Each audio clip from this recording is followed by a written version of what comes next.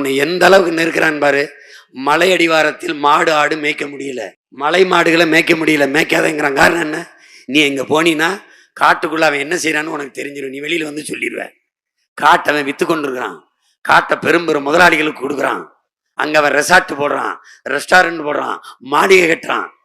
தனியார் முதலாளிகளின் சொந்த வீடாக மாறிக்கொண்டிருக்கு உன் காடு, உன் மலை. கிருஷ்ணகிரி மாவட்டத்தில் உள்ள 150 குவாரிகளில் இருந்து கர்நாடக மாநிலத்திற்கு நாள் ஒன்றுக்கு 1 லட்சம் டன் கனிம வளங்கள் எடுத்துச் செல்லப்படுவதாக தமிழ்நாடு மாநில மணல் லாரி உரிமையாளர்கள் சங்க கூட்டமைப்பு குற்றம் சாட்டியிருக்கிறது.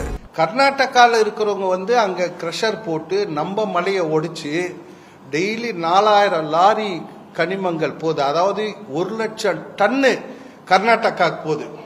டெய்லி 4000 லாரி கனிமங்கள் போகுது. அதாவது 1 லட்சம் டன்னு கர்நாடகாவுக்கு போகுது.